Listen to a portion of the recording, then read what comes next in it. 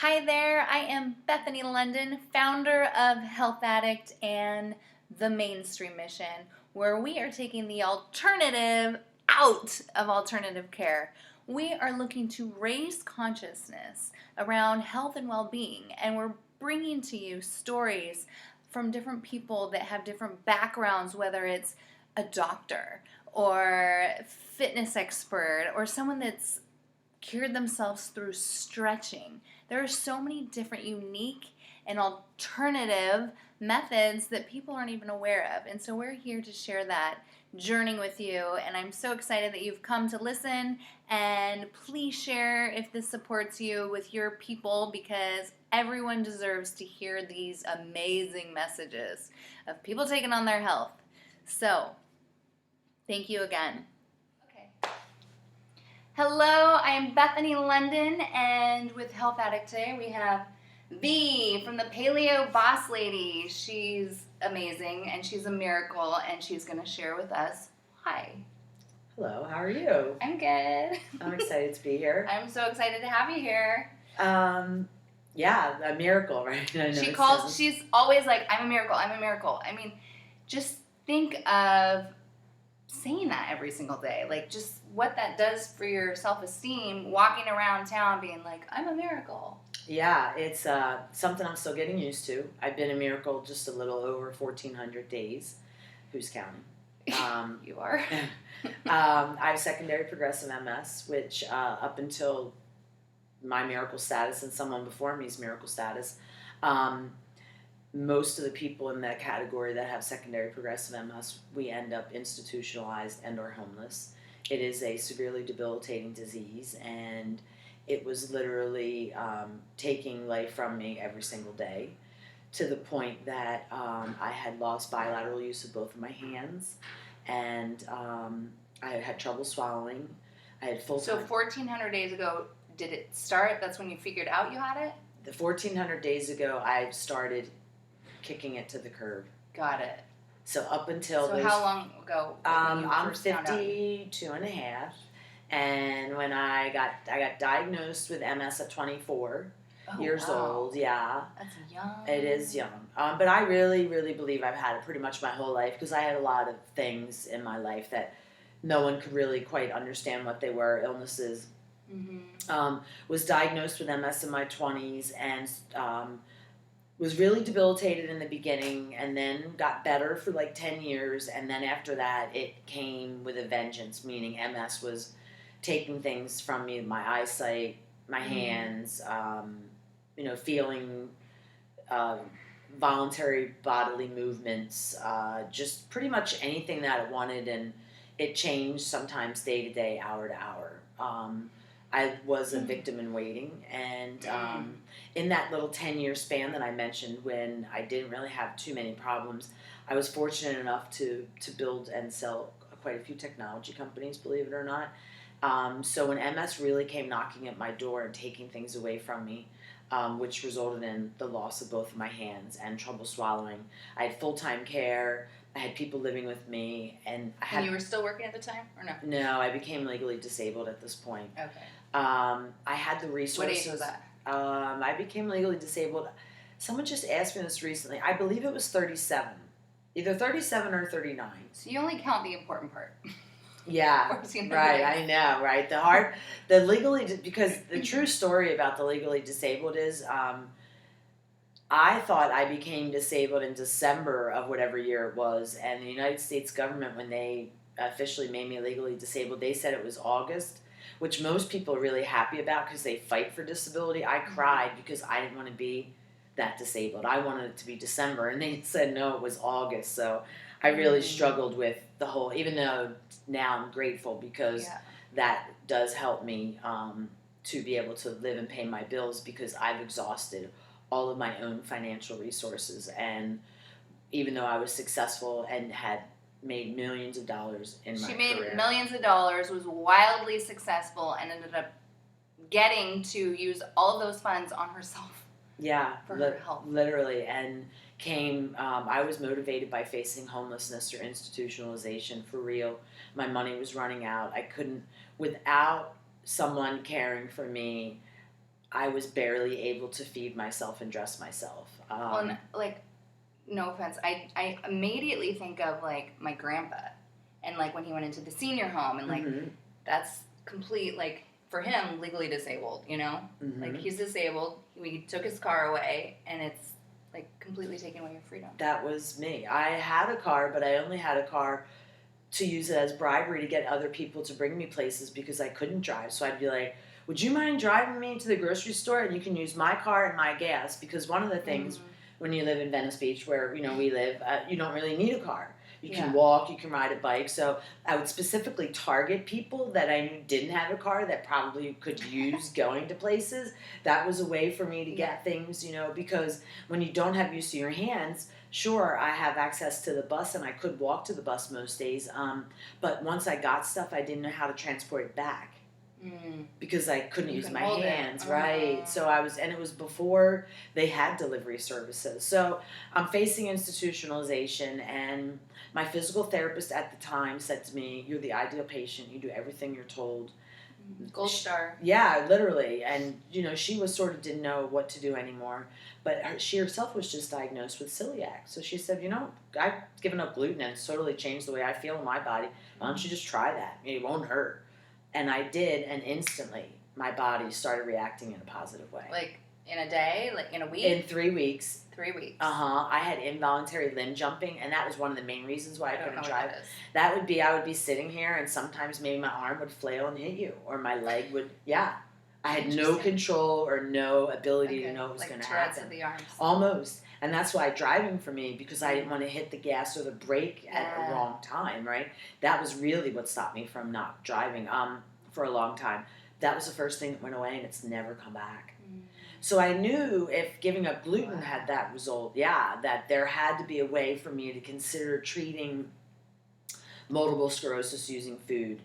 And I became, Google became my best friend. I was I have one question regarding the gluten. What about sprouted, like the Ezekiel breads, like sprouted? I just gave up all gluten at that time. Anything that had gluten in it. So grains, I was still doing. I just wasn't doing gluten. So if flours, soy, malts, most grains are, a lot of the grains are still okay. Like you could still do quinoa and some of the ancient grains and things like that. I personally don't like them. So I didn't, it's just not what I enjoy. I wasn't raised that way. I was raised straight up 100% Italian, where we just say pasta 3 days a week. I'm dying to check out this pasta restaurant next door, but I'm like, I can't do gluten. Yeah, that's why Scopa is nice. They have a gluten-free pasta. Oh, they do? They have gluten-free everything, even garlic bread. What? And it's addictive. Where are we going? Yeah, at any time. Because the head chef there is a CrossFit Paleo person, so she really brings it into the restaurant, which is really nice. Yeah. Okay. So I gave up gluten, involuntary limb jumping stopped, became addicted to Google, and every day I was finding new people with different claims of helping any kind of disease process, from psychological to physical to autoimmune. And was thinking, well, maybe a marriage involvement, maybe I'll try this one, maybe I'll try that. I was just didn't really know what I was seeing, but was definitely looking at food. And then a TED Talk came with Dr. Terry Walls, and here she is. I was in a tilt reclining wheelchair from MS. Now I'm standing. I developed this modified form of paleo, and I watched it and started it like days later. And I think within the first 12 months, all pain left my body. I regained bilateral use of my hands, started driving again, had no swallowing issues, no longer had full-time help. Purely from diet, and moved independently for the first time in my life since I was 50 years old. July was just 2 years that I live all by myself and take care of myself, 100%.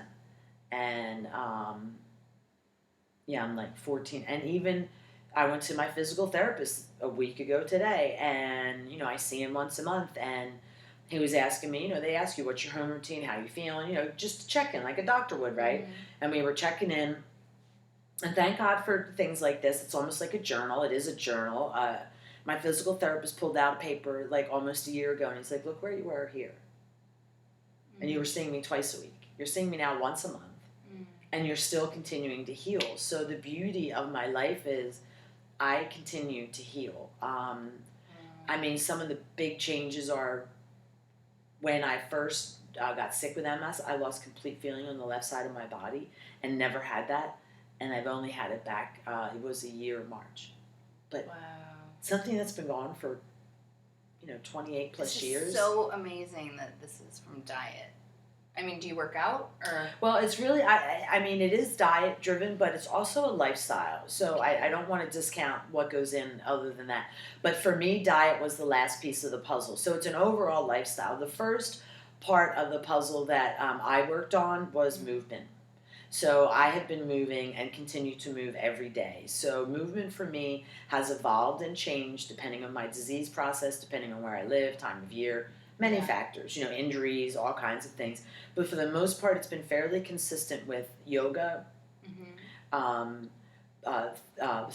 rolling, self-myofascial release, which is the fascias. Like those rolls. Yeah, almost like foam rolling, sort of things like that. And band work and stretching. So in times of great sickness, I have found great movement ability in the water, which for everyone is just awesome, you know. But I don't really like the water, so I only do that when I have no other alternative. But I'm always doing something. Yeah. And I've been consistent like that. Like my daughter, who's 28, will tell you as long as she's alive, and I think it's been since Jane Fonda came about, which is way... I used to do Jane Fonda videos. Yeah. My mom. Yeah, so I'm like your mom. Like, that was our thing. So when Jane Fonda did a video, that's when I started moving, and I've truly never stopped.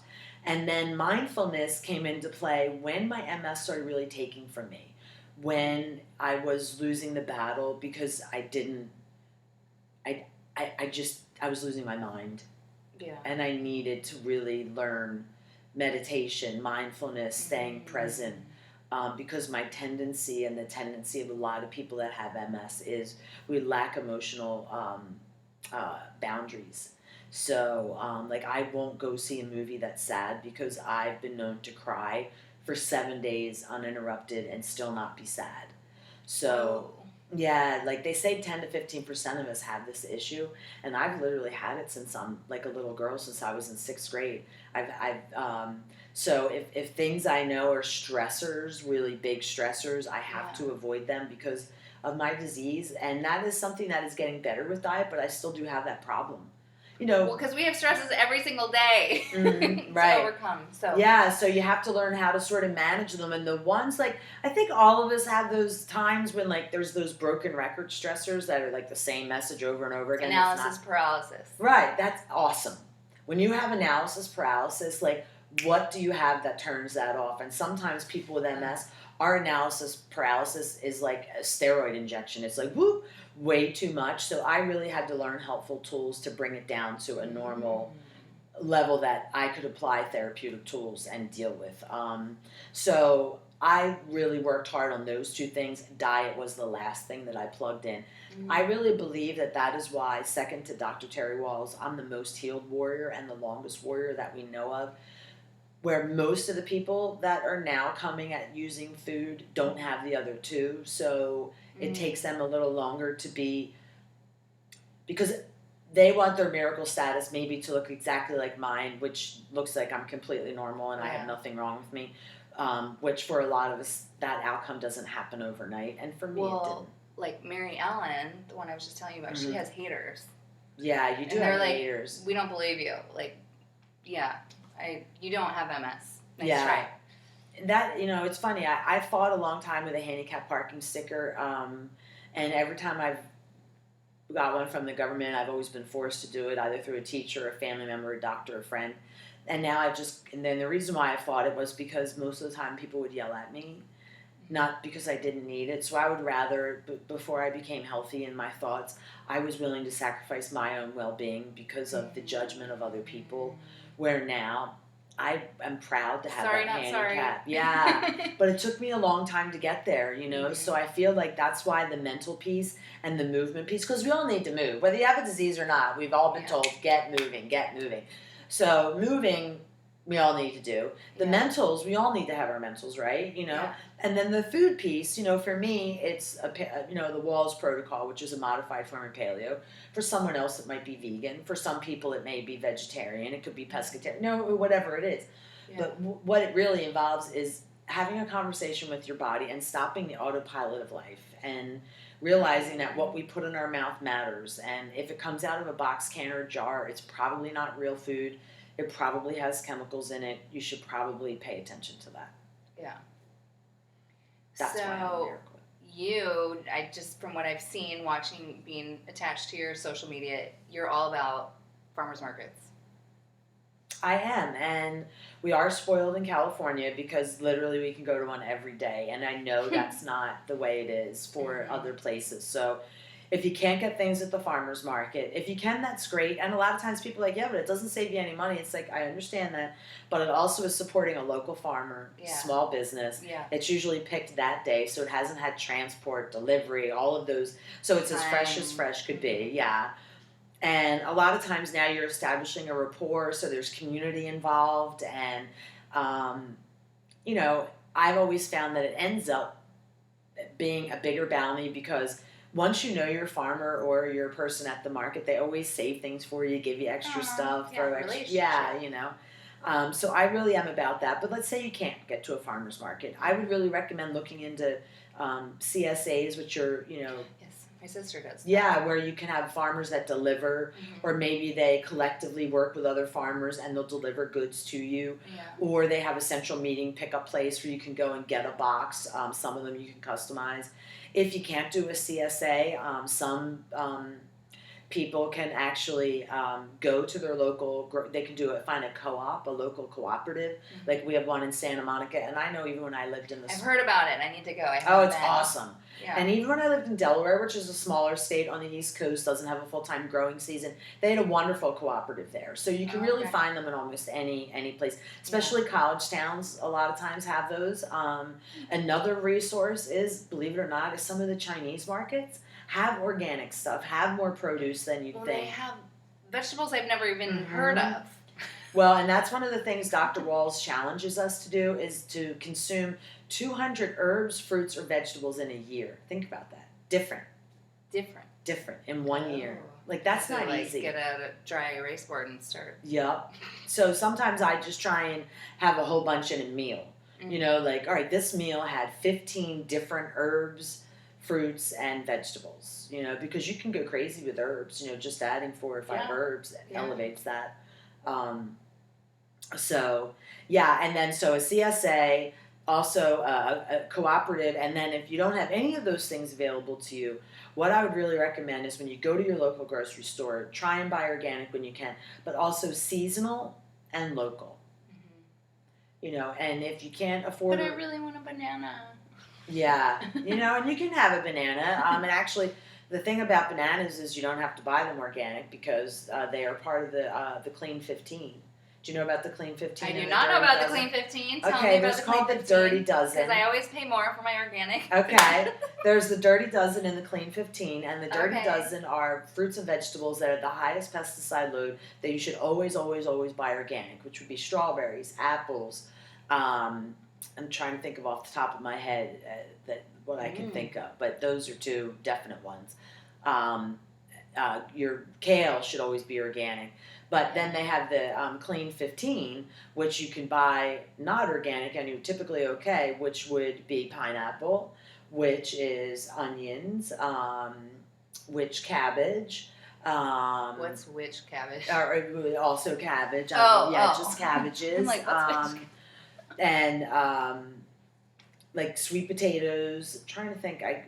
I'm literally always at the store Googling it. Banana. Clean 15 and bananas you can get. Or the Clean 15. Like, tag that in the show notes. Because I even like plantains, and again, if you're lucky enough to live in California, most of the 99-cent stores have a produce department, and between the Clean 15 and the organic that they carry, you can do pretty well. Yeah, I have this ego issue with going to the 99-cent store, but I did it with a girlfriend because she was bringing all this organic that she had brought to this event, and she's like, I got it all at 99-cent store. I'm like, what? And it's right next to Whole Foods. Right. And I went and I'm like, oh my God, they have organic lettuce and all sorts of stuff. And they have. But it's like a mind fuck or something because I'm so. A lot of people, I think it is, because I got a breakthrough. Yeah, well, I'm obviously on social media and things like that, and I remember the first time I Instagrammed my cart from the dollar store with all my produce. I got a lot of comments like, "Really, you bought that? Like, don't put that on Instagram." Like, people were like, "That's don't taint your brand." Right, And I was like, "Okay, well, I don't know. I'm just always trying to save money." Look how many people commented. Right. Okay, it's all about engagement. Right. There's no bad PR, right? Something like that. So, so my miracle status is really a result of identifying a higher purpose and then fighting to get there, and not fighting in a bad way, but fighting by committing to love myself, a non-toxic environment, and belief when culturally and just in every possible way, when the messages that I was getting were not aligning with the actions I was choosing to take. And that's the hardest part. Your post, was it today or yesterday? You did a post about how 1,400 days of choosing the right path and not getting off because it's holidays. And I'm like, oh my God, I totally had a chocolate bar that had gluten in it yesterday. She's talking to me. I want to sample everything. Well, it's interesting because I'm honored to, in my professional life, 50% of my life I sign my name as Paleo Boss Lady, and the other 50% I sign it as V Walls team member. I actually do work with Dr. Terry Walls, right? And as a result of that, I oversee and am an administrator to several private community pages on Facebook, which represent another 30,000 individuals, and most of them are consciously living. And in the last 10 days, the number of people posting, I had crusty French bread, I had this, I'm sick, I have a fever, I can't feel my leg. Oh, they're putting all that out. That's good. And I'm reading this thinking, why are you doing this to yourself? Yeah. And what the thing that happens, it's just like addiction, because it is addiction, is that when you're an addict or have an addiction issue with something, that one time could create an outcome that isn't always reversible. Like, we're not always guaranteed to heal 100% and get something back. So when you have a known trigger, like someone, like I'm an autoimmune person, gluten, dairy, and sugar are my huge triggers. I'm doing that, and it could take away the feeling on my left side of my body again, and it may not go away. There's no guarantees that it's going to go away every single time that I go off track and come back on. Let's not test it. Right. And for me, I'm a boss, right? So when you are a boss, right, you don't want anybody telling you what to do, and to believe that the system has created gluten and sugar, knowing that it produces addictive behaviors, and have built consumer-driven companies and ideals based on this, which have resulted in negative outcomes for people like me. There's no freaking way that anyone is going to ever poison me, and I'm certainly not going to poison myself now that I know. Right. Because I love myself, and I really like life, and I spent too much time in pain and fear. I don't want a fear-driven life. I don't. So you can have your crusty bread, and you can have your, whatever it is. And the beauty of it is I don't even miss any of it. I'm not saying it was easy, but my life isn't. There's been no negative outcome other than overcoming addiction. And I had to do that with other things other than food anyway before, because I used to smoke cigarettes. I had workout addiction issues. Like I have a tendency to lean towards overdoing. So, in life, we all sometimes have to just smack ourselves into shape. And with food, once I made up my mind that I was no longer going to be poisoned by consumer-driven ideals, I've never had a problem. Yeah. That's what being a boss is all about, This is one of the things I absolutely love about you. Is every conversation, it's like you're saying affirmation after affirmation as you're talking. I'm like, I gotta start doing that. Because I'll say it on my own over here, but you say it in conversation. It didn't. And I love it. And I don't want you to think that I, miraculously just woke up one day. I had to learn to get here, because the biggest thing that had a negative effect on my health and well-being of all things was the dialogue that was happening between here. And I had a tendency to put the needs and thoughts of others before my own ideals or well-being. And I also was raised in a very provincial, wonderful Italian family. So I wasn't really allowed to see many ideals beyond what was taught. Right. Because you're always kicked back into, no, you just look through here. Mm-hmm. No, we don't do that. That's not how we... This lens only. Right. So once I started building international companies and traveling the world and saying, well, wow, everybody doesn't do things like this. I mean, I'm almost in my 30s at this point. Yeah. That became sort of the beginning of the evolution of the person that feels comfortable enough to sit here and identify as a boss and identify as a miracle.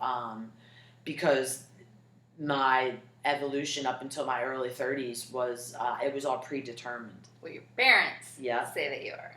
And how I dressed, how I looked, what we ate on holidays, what time the holiday meal was served, what you had, what day you put your tree up. I'm so grateful my whole family we do gluten-free now. And that's awesome. And like it started with me, but it was like this long process. And now it's like everyone knows. You should be really proud of yourself because... oftentimes when I first started healing, I ran and told everyone, like, especially people that I knew that had autoimmune issues, if you just change the way you eat, you're going to heal yourself, and they hear that as, you're an idiot, you're poisoning yourself, you're an idiot, and that's not at all what I was saying. But that's how it was heard, so it's been met with great resistance, and the most by the people that are the closest to me, my family. So I always recommend, not saying anything, and just like maybe when you go to a holiday meal, like bringing that you can share, and then maybe people are like, oh, this is really good, and you could say, wow, well, there's no sugar, no dairy, no bleh. It's really good, right? You can still have dessert, you can still have bread, look. But to get to inspire and have your family transition is really powerful to a testament of you, because I have found that to be a challenge. And if a whole family does it together, then the power in that is just, like nirvana. Yeah, no, I'm the oldest of 5, and that's even better. Now even like the aunts and uncles, like they know. Awesome. There may be gluten-free bread, but there's always like gluten-free signs everywhere. That's awesome. Yeah. That's awesome. And a lot of times the gluten-free options aren't the best, but it's better than gluten. So, so I just, that's where I started. It's slow, small, steady, sustainable steps is the way I like to do it, because we didn't get here in a day. To reverse it doesn't have to be in a day, but it needs to be consistent and committed. Right. So, in closing, 2 things I want to touch again one more time on the healthcare in America and how they supported you. And then one other thing. We'll start with that. Well, this is really probably the part that is the hardest for me to talk about because, if I can backtrack just a little bit to share with you, I actually sat on the board of the National MS Society in the state of Delaware for about 11 years. I was also the largest fundraiser in the state. I had tons of money. I had a lot of power both in the business world, in the state in which I lived. I was on the board of the National MS Society. I was the ideal patient, and I kept getting sicker and sicker and sicker and sicker, and was thinking, okay, if I'm getting sicker, imagine if I wasn't on the board. Imagine if I didn't have money. Imagine if I didn't have the best care. So that certainly makes me think beyond myself. So if I can't beat this, most people really don't even have a freaking chance. Right. And the doctors that I went to were not willing to listen to me because I was part of the pre-FDA group for the first disease-modifying drugs. And at 19 years, I injected every other day with a medication which was an interferon. And over those 19 years, my physical body, basically, you're supposed to inject in your thigh, your arms, your buttocks, and your stomach. And over those years, we had to eliminate my legs due to damage, nerve damage, leg damage, my arms. So for the last 10 years, I was only able every other day to use my stomach and my buttocks, which were purple, as if you had just gotten a fresh black and blue mark. And these drugs that I was injecting with cost me $2,500 a month for 19 years. And they were physically harming my body. They also gave me flu-like symptoms, so I always felt like I have a fever between 101 and 103. Felt like I was getting the flu, so you're always feeling sick, in addition to having a disease. And I was begging the doctors for me to go off of these medications at the time when I was starting to introduce food. Most people couldn't even afford that, though. Yeah, right? So I exhausted all of my money, millions of dollars. We're talking millions and millions of liquid assets. I cashed in my life insurance, I cashed in my IRA, and I've spent every dollar that I saved my entire life on drugs and everything that traditional healthcare told me. And then finally I just went to the doctor and I just said, I'm going to become an alcoholic if I have to keep injecting, because it's like putting a needle in like a bruise, like a fresh purple, you know what I mean? And I was like drinking. I started drinking to do it because I lived alone and I was completely by myself, and I couldn't. It hurt. That was the only way that I could see to numb it. And I just went to the doctors and I was like, I'm done. I can't do it anymore. And this was their response. They walked out of the thing, walked back in, had me sign a legal paper stating that they did not advise this and they would not assume any responsibility for what would happen to my body by stopping this medication. They offered me nothing other than that. No advice, no recommendations, not even like drink more chicken soup, not have more orange juice, like nothing other than we don't want legal liability. And then the drug manufacturer called me 2 days later asking to make sure that the doctor had not told me to go off the medication. And then I said, no, I didn't. The doctor didn't. I wanted to go off the medication. And then they said, well, we just want to make sure the doctor didn't advise you to go off the medication. I said, no, it was ill-advised by the doctor. And then they said, okay, well, that's all we needed to know. And I said, well, I want to share with you why I went off the medication. And they didn't want to know that. It's not working. Hello. Then, 4 months after I'm using food as medicine and I'm getting all these great results, I submit to the board members of the National MS Society that I sat on for years and sent them a video showing them, who all knew me very sick, look at me. And they refused to share it with our community. If you look at the National MS Society, even their books, most of it is funded by pharmaceutical companies. So nothing good comes out of this for them. It actually would. They always say that they want to work until they go away. Well, they could go away. They could go away. So for me, I'm disgusted. And I've been played and used and abused by traditional healthcare. They've taken all of my money.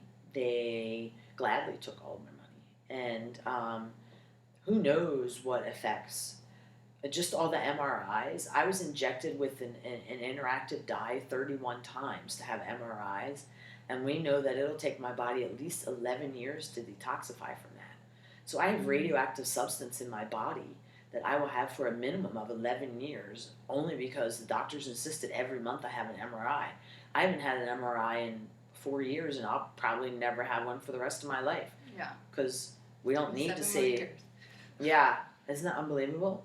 I mean, just things like that, I don't think people realize when doctors are writing prescriptions and saying to do all this stuff. It's like, where's that radioactive dye going?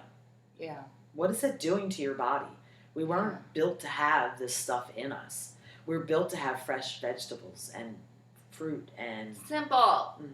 And not antibiotics. And it's okay to eat dirt. You know what I'm saying? Like our microbiome, our stomach. Bacteria is good. It's not bad. Bacteria is new blood. Well, and what's so interesting, kind of off topic, but not really, is like if you want. I haven't looked this up, but I've heard that if you buy a Kraft box of macaroni and cheese in Europe, and you buy Kraft box of macaroni and cheese here, and you compare the ingredients, we have more chemicals here in the U.S. than in Europe. Because they're outlawed in Europe, and they're not outlawed here, which is amazing. It's interesting. When I thought I was going to be homeless, I volunteered at the local food pantry in Venice because I wanted to know where I was going to need to go, and I actually qualify still to this day for to get free food from the pantry. And when I was at the pantry, I noticed that all of the canned goods came from this company that I had never heard. It wasn't like the names that we know, like Green Giant, Del Monte, whatever. So I wrote down the name of the company and I did research. And every canned good had sugar in it. Every single one. Potato sugar, beet sugar. Too. Yeah, every single one. So I wanted to investigate what this company was. So I did. And this company only supplies food pantries and is owned by the government.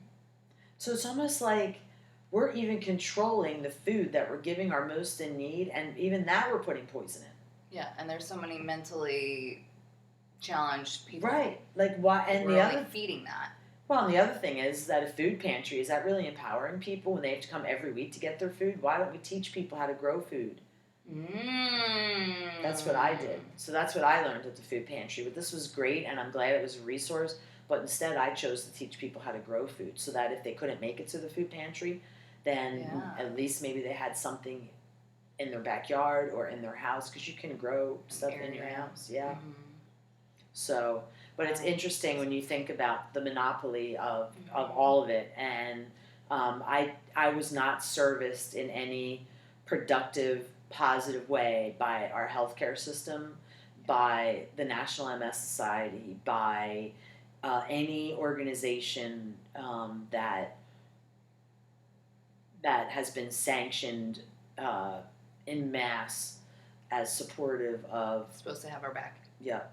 I actually was wronged by all of them and had to stand up for myself. And not only wronged by all of them, but was a part of that machine for a long time. Yeah. Believed in that machine. Yeah. So it was really hard to realize that, that was actually toxic to my outcome. Well, I appreciate you sharing all that. Because, a lot of people have no idea. Absolutely no idea. Or conscious thought of it. Mm-mm. No. So gluten-free, paleo. Mm-hmm. So it supported you with movement, pain, eyesight, like everything. Everything. It's funny because one of the things that my physical therapist last week pointed out was I still have to do a lot of therapeutic work on my hands every day that require use. Yeah. And in order to use them. And a year ago, what was happening was for every hour of use, I had 10 hours of ball rolling. Now, I'm ball rolling a collective of about, on my hands specifically, 30 minutes in a whole day, and that could be hours and hours of use. Like everything has become, self-care's needs to function are becoming less and less. That doesn't mean that I still don't have to move. Like in order just to come here today, I had to move for an hour at home. Got here today, and then I'll do another hour before I go to bed. But that is normal. What used to happen in between that was a whole nother 2 or 3 hours. That is pretty much gone. And I even now can drive as far as 20 miles in a day. How long ago did you get a car? March I bought a new car. And freedom! Yeah. And the sad truth is Monday, somebody plowed into me. Now my car has to go in the shop for 30 days. Last Monday. A hit-and-run driver. Oh, that's why you had a friend. Yeah. She got a puppy last week. Yeah, last week was a weird week. So, I did. We rescued each other. Yeah. That's another really important thing is, you really, again, the mentals are really important. And having, community, whether it be a four-legged community of people, we all need to have community. It's really important. And the grounding. Absolutely. I just learned that this weekend. The animals are very grounding to humans.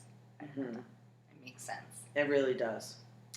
Okay, one last thing that she taught me that I want to share with you guys because it's so interesting is orange glasses, amber glasses. Amber goggles, yeah. Goggles. You can, like Home Depot, get them.